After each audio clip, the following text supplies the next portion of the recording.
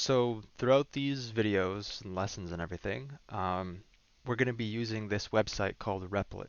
So Replit is just a website that gives you an online coding environment where you can write all your code, and we're going to be using Python, so you can write all your Python code and then run it using their servers. So you don't have to install Python on your own computer. You don't have to worry about setting it up at all. You just have to create an account for Replit and you're good to go. So it's really convenient, really simple, and it'll let us go through the basics, which is really just the goal of these videos, right? So what you want to do is go to replit.com, and I'll put the link for that site in the description. And you should be met with a home page. It should look something like this. And in the top right, there's a button to sign up. So I'm going to go ahead and click that. Now you can sign up any way you want. But I kind of recommend using Google, especially if you're with the TDSB, because you should get a Google account provided to you by your school. So I'm just going to go ahead and use that.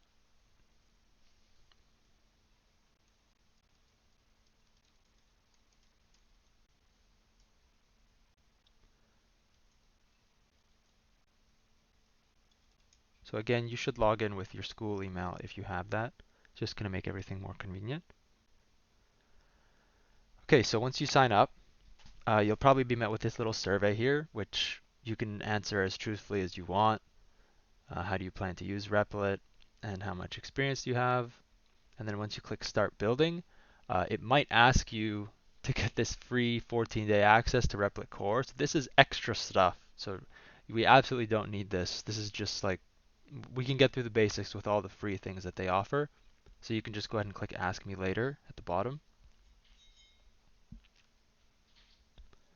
And it might tell you to start building with a template, and we could go ahead and click Python here, but just in case it doesn't show you, I'm going to go a different route. So I'll just click in the bottom right here, Explore Replit, and it'll take me to the home page, or the dashboard actually. So from the dashboard, I'll just go to the top left here and click Create REPL. And what a REPL is it's basically just like a project. So we really only need one project for this entire series of videos. For everything we do, we just need one project. If you want to create multiple projects, you can for your own organization, but we can probably just fit everything within one project. So anyways, you go ahead and click Create a REPL, and under Template, you'd want to select Python. For the title, you can name it whatever you want. I'll just leave the generated name because it's not really too important what it is. This is just for organizing your own projects. And then you can hit Create REPL. So this is what the workspace looks like, and it's going to give you a little bit of an interactive guide. So actually, I'll just walk through that right now with you. So the workspace is where you create projects. So yeah, right here in the middle pane, we have our code editor. So this is where you actually write your code. There's a button at the top to run code. So anything that you've written within this main.py file, you click run and it will execute that code for you. All the output shows up in the console tab here. So you can see whatever your code outputs, it'll show up here.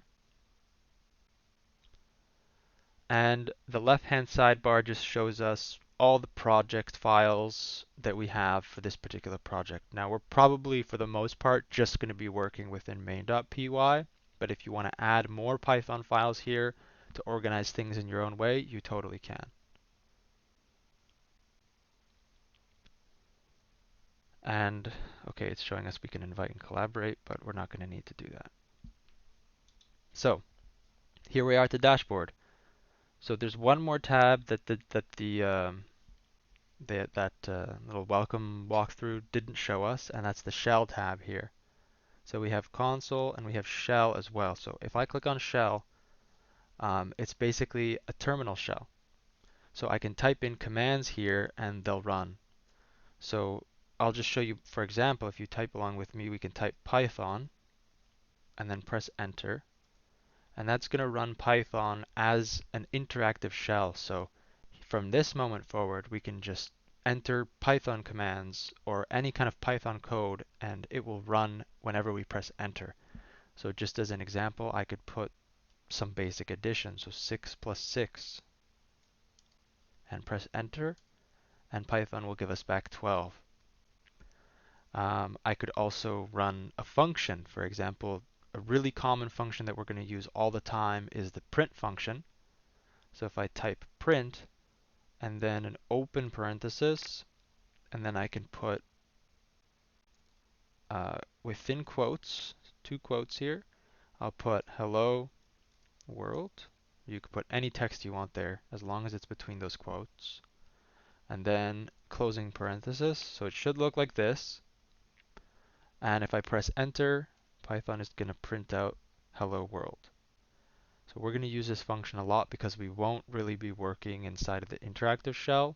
We're going to be working by just running our Python script, and print is going to give us a way of displaying anything we want as the program is running.